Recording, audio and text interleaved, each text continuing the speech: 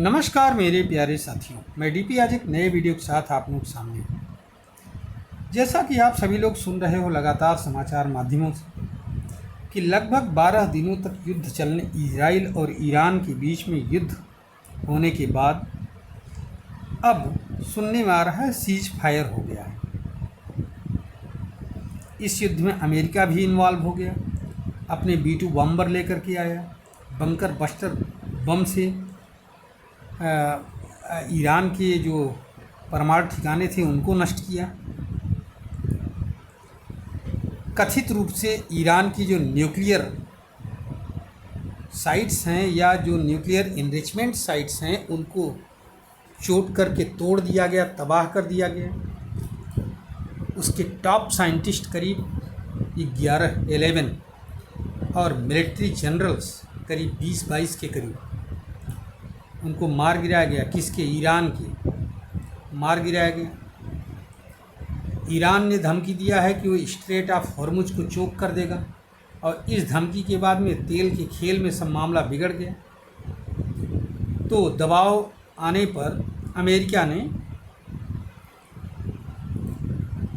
Cease fire कहा कि भाई सीज फायर करिए इजराइल और ईरान से।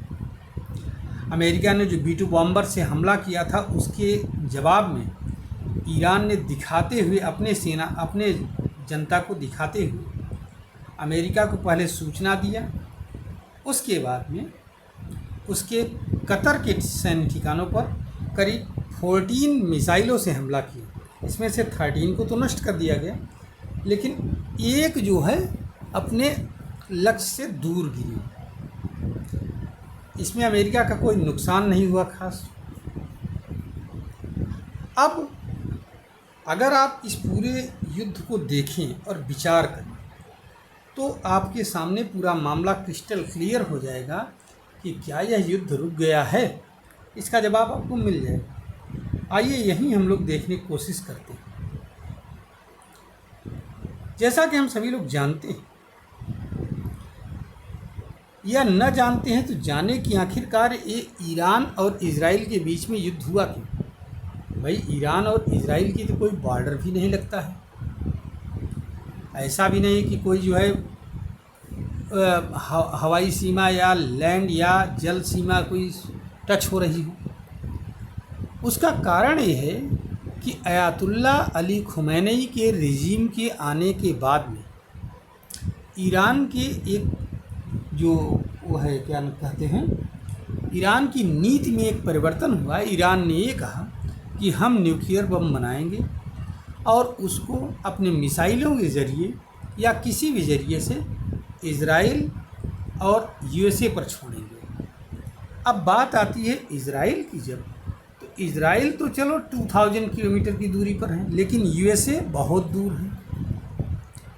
ऐसे स्थिति में USA तो इसकी जद में आने से रहा उस बम की, इजराइल ज़रूर आ जाएगा। अच्छा, अब इजराइल की हाल आती है कि अगर मीडियम साइज़ के 2-3 बम इजराइल पर दाग दिए जाएं, पूरा इजराइल रहने के लिए ही अनफिट हो जाएगा, अर्थात इजराइल के लिए अपने अस्तित्व का संकट। फिर वही बात जो उस केस में हो रहा है, क्या नाम है, फ़िलिस्तीनियों के केस में। फ़िलिस्तीनियों से भी इजराइल को अस्तित्व का संकट है और ईरानियों से भी यही हालत है। तो अपने अस्तित्व को बचाए रखने के लिए इजराइल के लिए ज़रूरी हो गया कि वो ईरान के परमाणु सिस्टम को, परमाणु कार्यक्रम को किसी तरह से नष्ट करे, और इसीलिए हमला हुआ है, जिसके तहत साइंटिस्टों को मारा गया और टॉप न्यूक्लियर जो टॉप जनरल्स थे जो इसमें इन्वॉल्व थे उनको मारा गया। अब यहाँ जो है नष्ट हुआ कि नहीं हुआ ये बात अलग। अगर हम USA की माने तो ईरान अब एटम बम नहीं बना सकता, ईरान की एटम बम बनाने की क्षमता खत्म। इजराइल की माने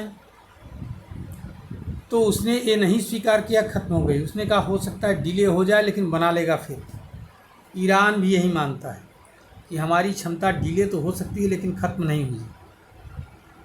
फिर एक जो बात कही जा रही थी 400 किलोग्राम इनरिच्ड यूरेनियम ईरान के पास है, वो इनरिच्ड यूरेनियम गया कहाँ? किसी भी साइट पर नहीं दिखा, नहीं कहीं वो नष्ट होते हुए दिखा। अब ऐसे में जब तक कि ईरान यह नहीं स्वीकार करता कि ईरान एटॉमिक पावर विहीन हो चुका है, और सबसे बड़ी बात इजराइल और उसकी खुफिया एजेंसी मोसाद यह नहीं स्वीकार कर लेती कि ईरान के पास अब परमाणु बम बनाने की क्षमता नहीं है, तो ये युद्ध खत्म कैसे होगा? ये तो एक छलावा है। अच्छा चलो ये भी हम देखते हैं कि इस युद्ध में अगर हम इसको हम बंद मान ही लें कि ये युद्ध जो है अब सीज फायर हो गया है, ख़त्म हो गया है, तो कुछ निष्कर्ष जरूर निकल आए। आइए उन निष्कर्षों को हम लोग देखते हैं क्या कंक्लूजन रहा। तो पहली बात तो इस्लामिक वर्ल्ड भी ईरान को लेकर के जितना भी बता रहा है उतना साथ नहीं दे रहा है। शब्दों से तो कह रहा है, कुछ तो वो भी नहीं कह रहे हैं, लेकिन कुछ कह भी रहे हैं तो शब्दों से कह रहे हैं, और बाकी और कोई सहायता नहीं, और शब्दों से आप जानते हो बहुत कुछ होने वाला नहीं। दूसरी बात, ईरानियन जो हाइपरसोनिक मिसाइल्स हैं उन्होंने अपना काम बखूबी किया। इजरायली आयरन डोम उनके सामने बौना साबित हुआ। ईरानियन रिजीम जो भी है सत्ता में, इतने डिस्ट्रक्शन के बाद, इतने लॉस के बाद भी दृढ़ प्रतिज्ञ है कि बिना किसी डर के जो है वो उत्तर दे रहा है। ईरान के मित्र देश भी केवल दिखावे के हैं। इजरायली अमेरिकन अगर गठजोड़ की बात करें तो एक बार फिर से साबित हो गया कि बहुत मजबूत है। इजराइल की हवाई ताकत पुनः प्रतिष्ठित हो गई है कि उसका कोई जवाब नहीं। इजराइल जो चाहता है वो करके ही दम लेता है, ये भी बात है, ये भी सिद्ध हो रही है। और इजराइल अपने नागरिकों की कितनी वैल्यू रखता है ये उसके डेथ रेट से पता लगता है कि केवल 26, जबकि इजराइल के 750, ईरान के 750 लोग मरे। आप समझिए, ये सारी बातें निकल करके सामने आ चुकी हैं।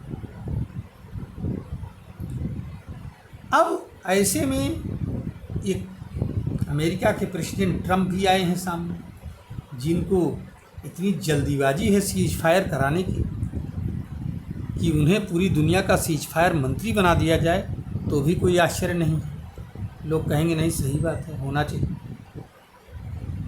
तो ये है पूरा मसला। चलिए मैं अपनी वीडियो को यहीं पर समाप्त कर रहा हूँ, इस उम्मीद के साथ कि इजराइल और ईरान के बीच में शांति हो जाएगी, जो कि दिखती नहीं है।